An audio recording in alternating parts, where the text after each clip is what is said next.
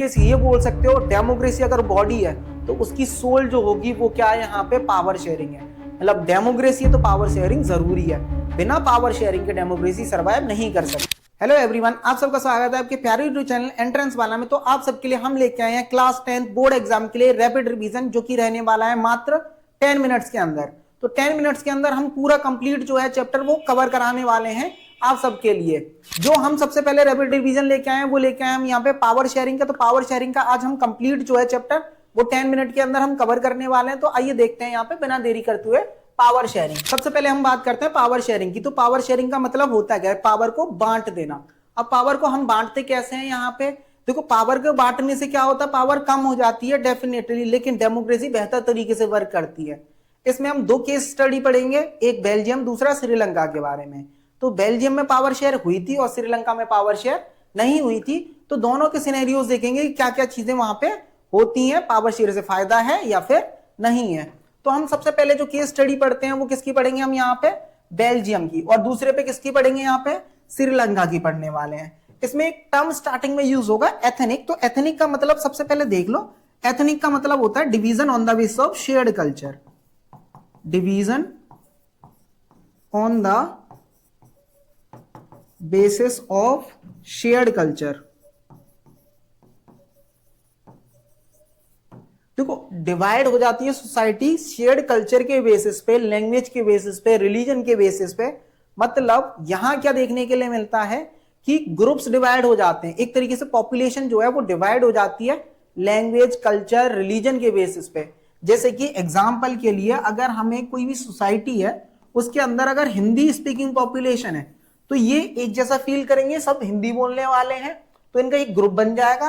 और जो इंग्लिश बोलने वाले होंगे उनमें भाईचारा जो है वो अलग होगा, हिंदी बोलने वालों में और इंग्लिश बोलने वाले में। तो ये क्या होगा, एक एथनिक ग्रुप हो गए, ठीक है।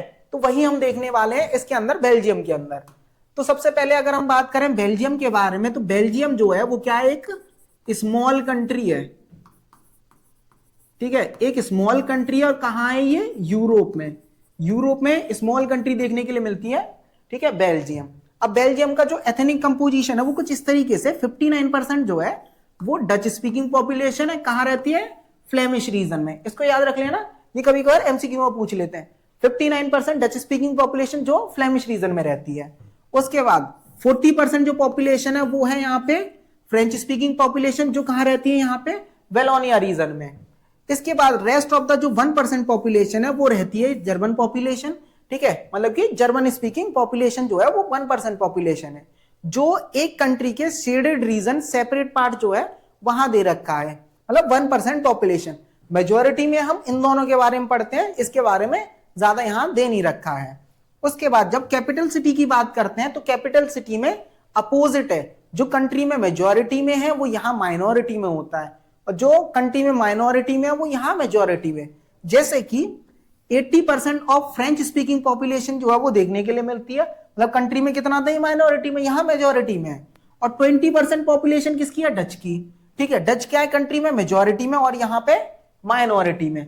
तो यहाँ पे एथनिक कंपोजिशन में थोड़ा सा चेंज देखने के लिए मिलता है कैपिटल सिटी में। उसके बाद क्या होता है, यहाँ पे टेंशन जो है वो डेवलप हो जाती है। उसके पीछे का रीजन क्या होगा, जो भी फ्रेंच स्पीकिंग पॉपुलेशन है, जो भी फ्रेंच स्पीकिंग पॉपुलेशन है वो क्या होती है, रिच एंड यहां पे पावरफुल, ठीक है, रिच और पावरफुल होती है। जिसके कारण क्या होगा, यहां पे जो इकोनॉमिक बेनिफिट है वो फ्रेंच को पहले मिलते हैं, डच को बाद में मिलते हैं। तो यहां पे टेंशन जो है वो डेवलप हो जाती है। अब अगर आगे देखें तो इस टेंशन को सॉल्व करने के लिए क्या स्टेप्स लिए जाते हैं बेल्जियम में, वो दे रखे हैं। तो अकोमोडेशन इन बेल्जियम की, बेल्जियम में किस तरीके से अकोमोडेट किया जाता है डाइवर्सिटी को। तो इसमें क्या करते हैं, यहां पे 4 टाइम्स कॉन्स्टिट्यूशन में चेंज करते हैं, मतलब कॉन्स्टिट्यूशन में 4 बार बदलाव करते हैं। जिसमें पहला क्या है, इक्वल नंबर ऑफ यहां पे French and Dutch minister. French और डच मिनिस्टर होते हैं सेंट्रल लेवल पे, मतलब सेंट्रल गवर्नमेंट में फ्रेंच और डच मिनिस्टर जो हैं वो इक्वल नंबर्स में होंगे, ठीक है। तो ये हो गया पहला पॉइंट, पहला चेंज। दूसरा, more power to state government, मतलब इसमें स्टेट गवर्नमेंट को क्या कर दिया, ज्यादा पावर दे दी, ठीक है, और सेपरेट यहां पे स्टेट गवर्नमेंट, एक यहां पे सेपरेट स्टेट गवर्नमेंट बना दी गई। ठीक है, ये यहां पे एक और जो है वो चेंज किया गया, और उसके साथ साथ एक और चेंज जो है जो किया गया था वो किया गया था कि जो ये जो है इक्वल नंबर ऑफ फ्रेंच और डच मिनिस्टर, वो एक तो सेंट्रल लेवल पे होते हैं, उसके साथ साथ एक जो है वो स्टेट लेवल पे भी। ठीक है, स्टेट लेवल बोल सकते हैं। और अगर हम बात करें यहां पे कैपिटल सिटी की, ठीक है, कैपिटल सिटी में भी क्या आता है, इक्वल नंबर्स में जो फ्रेंच और डच स्पीकिंग मिनिस्टर हैं वो देखने के लिए मिलते हैं। एक सेपरेट गवर्नमेंट बना दी स्टेट की, मतलब सेंट्रल स्टेट दोनों की अलग। ठीक है, और फॉर्मेशन कर दिया यहां पे कम्युनिटी गवर्नमेंट का। कम्युनिटी गवर्नमेंट किसी भी लैंग्वेज, कल्चर, रिलीजन से जो भी जुड़े हुए जो इश्यूज होंगे उनको सॉल्व कराएगी। ठीक है, तो ये थर्ड काइंड ऑफ गवर्नमेंट वो देखने के लिए मिलती है बेल्जियम में। तो ये अकोमोडेशन हो जाता है, और ये बहुत ज्यादा इंपॉर्टेंट होता है, इसके ऊपर क्वेश्चन भी आता है रेगुलर टाइम पे। इसके बाद अगर हम देखते हैं यहां पे एथनिक कंपोजिशन, और वो भी एथनिक कंपोजिशन है वो श्रीलंका का। अब श्रीलंका में जो एथनिक कंपोजिशन है वो कुछ इस तरीके से, यहां पे जो सिनेलास हैं वो हैं 74%, 74% सिनेलास। तमिल जो है वो है यहां पे 18%। ठीक है, अब इसके अंदर भी डिवीजन है दो तरीके का, 13% श्रीलंकन तमिल है। ठीक है, 13% कौन है यहां पे, श्रीलंकन तमिल्स, और 5% जो है वो है इंडियन तमिल। ठीक है, बचे हुए यहां पे 7% कौन है यहां पे, क्रिश्चियंस, और 1% जो है वो अदर्स देखने के लिए मिलते हैं। ठीक है, ये लैंग्वेज के बेसिस पे था। ठीक है, ये यहां पे रिलीजन के बेसिस पे, और इसमें जो सिनेलाज हैं वो कौन है यहां पे, मेजर यहां पे बुद्धिस्ट। ठीक है, तमिल्स कौन होंगे यहां पे, हिंदू और यहां पे मुस्लिम्स। ठीक है, जो भी तमिल्स है वो हिंदूज और मुस्लिम्स हैं। क्रिश्चियंस ये 7% और 1% अदर्स हो जाते हैं, जो यहां पे रीजनल या डायलेक्ट जो ग्रुप्स होंगे वो आ जाएंगे। तो ये एथनिक कंपोजिशन होता है श्रीलंका का। इसके बाद देखते हैं हम मेजोरिटिनिज्म। मेजोरिटिनिज्म का मतलब क्या होता है, जहां पे मेजोरिटी कम्युनिटी जिस तरीके से रूल करना चाहे उस तरीके से रूल करती है। तो कॉन्सेप्ट ऑफ मेजोरिटिनिज्म, इसमें श्रीलंका का देखते हैं। श्रीलंका में एक एक्ट पास होता है 1956 में, जिसके अकॉर्डिंग ऑफिशियल लैंग्वेज जो है वो बना दी जाती है किसको, सिनेला को। सिनेला जो है वो क्या होगी यहाँ पे, ऑफिशियल लैंग्वेज। जो सिनेलाज हैं उनको जॉब्स और एजुकेशन में अपॉर्चुनिटीज दे दी जाती है, मतलब एक तरीके से रिजर्वेशन दे दिया जाता है। और बुद्धिज्म को क्या करेंगे यहाँ पे, प्रोटेक्ट करेंगे और यहाँ प्रमोट करेंगे। तो गवर्नमेंट फेवर करती है यहाँ पे सिनेलाज को। ठीक है, किसमें, जॉब्स और एजुकेशन में। ठीक है, जॉब्स एंड एजुकेशन, इसमें प्रेफरेंस मिलती है। और उसके बाद protect and promote Buddhism. Buddhism को क्या करते हैं, प्रोटेक्ट भी करते हैं और प्रमोट भी करती है यहाँ पे गवर्नमेंट। ठीक है, मतलब गवर्नमेंट क्या करेगी, प्रोटेक्ट करेगी और प्रमोट करती है। डिसरिगार्डिंग तमिल, तमिल को नहीं किया जाता। ठीक है, तो तमिल क्या फील करते हैं यहाँ पे, एलिनेटेड, कि भाई हमारे साथ तो गलत हुआ है। तो इस तरीके से फील करते हैं यहाँ पे, एलिनेटेड फील करते हैं तमिल्स। तो तमिल्स क्या करेंगे, एलिनेटेड फील। इसके बाद अगर हम आगे देखते हैं, जब तमिल्स एलिनेटेड फील कर रहे हैं तो उनकी कुछ डिमांड होंगी। अब वो डिमांड क्या होती है यहाँ पे, तो सबसे पहले हम देखते हैं डिमांड्स। तो ये डिमांड करते हैं तमिल ईलम की। तमिल ईलम, ईलम का मतलब क्या होता है यहाँ पे, ईलम का मतलब होता है स्टेट। ठीक है, और ये डिमांड करते हैं इंडिपेंडेंट स्टेट की। ठीक है, कि क्या होना चाहिए यहाँ पे, इंडिपेंडेंट स्टेट जो है वो बनाया जाना चाहिए। ठीक है, किसके लिए, यहाँ पे तमिल्स के लिए, अगर तुम यहाँ पे इक्वल अपॉर्चुनिटी नहीं दे रहे। और उसके साथ साथ Tamil as a official language, या तो तुम क्या कर दो, इंडिपेंडेंट स्टेट बना दो, या फिर क्या कर दो, यहाँ पे तमिल को एज एन ऑफिशियल लैंग्वेज बना दिया जाए। ठीक है, एलटीटी फॉर्म होता है जो ये क्या करता है, इन डिमांड्स को रखता है। ठीक है, यहाँ पे ये डिमांड्स रखते हैं। और इस टाइम पीरियड पे देखो 1980s के टाइम पीरियड पे बहुत सारी क्या बनती है, यहाँ पे पॉलिटिकल पार्टी बनती है, पॉलिटिकल पार्टीज बनेंगी एंड ऑर्गेनाइजेशन। ठीक है, पॉलिटिकल पार्टीज और ऑर्गेनाइजेशन 1980s के टाइम पे बहुत सारी बनती हैं। तो ये जो डिमांड होती है, जो इक्वल अपॉर्चुनिटीज जॉब्स और एजुकेशन में, ठीक है, या फिर इंडिपेंडेंट स्टेट बना दे, वो डिनाई कर दी जाती हैं। अब डिनाई हो जाते हैं तो उसका इंपैक्ट क्या होगा यहाँ पे, सिविल वॉर। ठीक है, क्या होता है यहाँ पे सिविल वॉर जो है उसका इंपैक्ट होता है कि यहाँ सिविल वॉर होता है और इस कंट्री में क्या होता है, लड़ाई झगड़े हो जाते हैं, दंगे हो जाते हैं। जो इसका जो ह्यूमन डेवलपमेंट इंडेक्स था वो बहुत ज्यादा क्या था यहाँ पे अच्छा था, वो उसके बाद क्या होता है थोड़ा सा कम हो जाता है, क्योंकि यहाँ पे लोगों की डेथ हो जाती है, यहाँ पे इरेगुलरिटीज देखने के लिए मिलती है, मतलब इनस्टेबिलिटी, तो वह सारी चीजें देखने के लिए मिलती हैं। इसके बाद अगर हम देखते हैं यहाँ पे why power sharing is desirable, power sharing क्यों करनी चाहिए उसके बारे में। अब पावर शेयरिंग क्यों करनी चाहिए उसके पीछे के दो रीजन होते हैं, एक होता है यहाँ पे प्रूडेंशियल रीजन और दूसरा होता है यहाँ पे मोरल रीजन।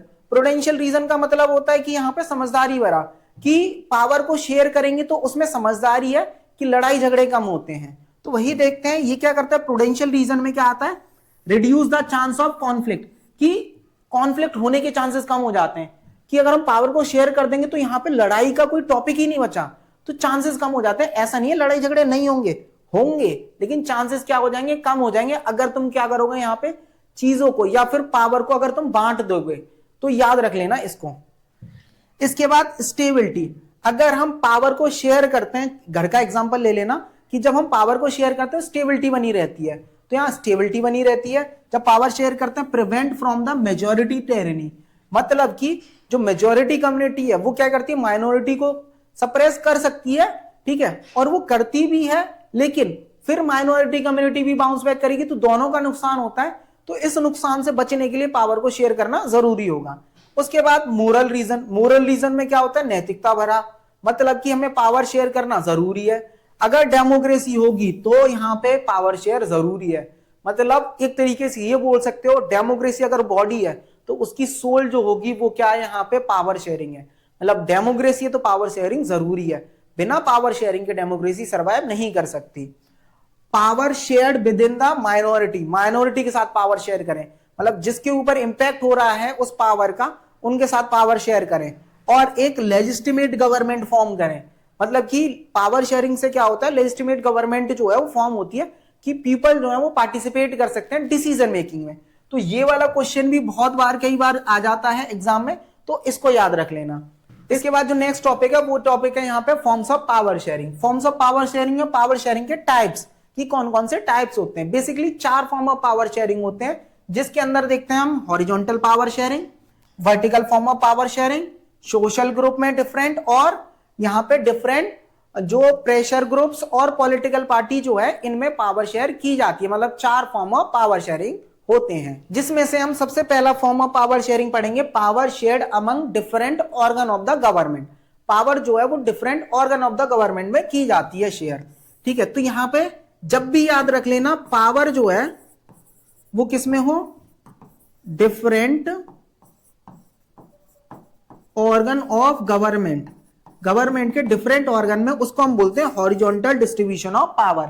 इसमें क्या होता है, इक्वल पावर होती है, ठीक है। क्या होगा यहाँ पे, इक्वल पावर, जैसे कि यहाँ पे पावर जो है लेजिस्लेचर, यहाँ पे एग्जीक्यूटिव और जुडिशरी, ठीक है। इनमें क्या होता है, पावर जो है वो डिवाइड होती है। लेजिस्लेटिव का मतलब क्या होता है, जो क्या करता है यहाँ पे, मेक लॉज, जो लॉ बनाता है, और एग्जीक्यूटिव कौन होता है, जो इंप्लीमेंट दीज लॉज, जो लॉ को इंप्लीमेंट कराता है, और जुडिशरी क्या करता है, यहाँ पे चेक करता है कि ये सही से वर्क कर रहे हैं या नहीं कर रहे, और ये एक दूसरे की पावर को क्या करते हैं, यहाँ पे चेक करते हैं। और इस सिस्टम को हम क्या बोलते हैं, यहाँ पे चेक एंड बैलेंस, ठीक है। इस सिस्टम को हम क्या बोलते हैं, चेक एंड बैलेंस। जब different organ of the government में पावर शेयर होगी तो उसको हम क्या बोलेंगे, यहाँ पे horizontal distribution of power sharing. उसके बाद आता है यहाँ पे vertical form of power sharing, इसको हम बोलते हैं different level of the government, ठीक है। क्या बोलेंगे यहाँ पे, पावर जो है वो डिफरेंट लेवल ऑफ गवर्नमेंट में जब होती है तो उसको हम बोलते हैं vertical form of power sharing. ये पावर जो है वो अलग अलग फॉर्म ऑफ गवर्नमेंट में, जैसे कि सेंट्रल गवर्नमेंट, उसके बाद यहाँ पे स्टेट गवर्नमेंट और लोकल गवर्नमेंट। सेंट्रल गवर्नमेंट में कौन आता है, यहाँ पे ये होती है यहाँ पे पूरी कंट्री के लिए, ठीक है, ये कंट्री लेवल पे, ये होती है स्टेट लेवल पे, और ये किस पे होती है, ये लोकल लेवल, ठीक है, लोकल लेवल पे। अब जब भी लोकल लेवल पे पावर शेयर होती है तो उसके 2 टाइप होते हैं। वो 2 टाइप कौन से होते हैं, एक होता है यहाँ पे पंचायत, और दूसरा होता है म्युनिसिपैलिटीज या फिर म्युनिसिपल कॉर्पोरेशन, म्युनिसिपल कॉर्पोरेशन, ठीक है। तो लोकल में ये पावर जो है वो शेयर होती है। और जब क्या होता है, different levels of the government में पावर शेयर होती है, उसी को हम बोलते हैं यहां पे federal division of power, federal division of power. मतलब पावर को हम क्या कर रहे हैं, यहां पे डिवाइड कर रहे हैं different level of the government में, उसी को हम फेडरलिज्म बोलते हैं। और ये जो है वो अगले चैप्टर में हम पढ़ने वाले हैं डीपली कि किस तरीके से पावर शेयर की जाती है अलग अलग गवर्नमेंट में। अब हम देखते हैं आगे जो है वो नेक्स्ट टॉपिक। इसके बाद नेक्स्ट टॉपिक जो है वो है डिफरेंट सोशल ग्रुप। पावर किसमें शेयर हो रही है इस बार, डिफरेंट सोशल ग्रुप्स में, जिसमें पहला हम एग्जांपल देखते हैं कम्युनिटी गवर्नमेंट। ये सबसे अच्छा एग्जांपल होता है। जब भी इसमें पावर जो है डिफरेंट सोशल ग्रुप में शेयर होती है, अगर उसका पूछ लिया जाए तो किसमें की जाती है, कम्युनिटी गवर्नमेंट, और जो कहां है, ब्रसेल्स में, ठीक है। ये सबसे अच्छा जो है वो एग्जांपल है। उसके बाद एक और होता है यहां पे reservation. Reservation is a very good example of power sharing in different social groups. Different social group में जब पावर शेयर करते हैं उसका सबसे अच्छा एग्जांपल है। जैसे कि अगर हम बात कर रहे हैं यहां पे रिजर्वेशन, रिजर्वेशन जो वीकर सेक्शन को दिया जाता है, वुमेन को दिया जाता है एम्पावरमेंट के लिए। तो ये किसके लिए दिया जाता है यहां पे, वुमेन और एससीज एंड एसटीज, ठीक है, कि जिससे कि ये क्या हो सके, यहां पे एम्पावर हो सके,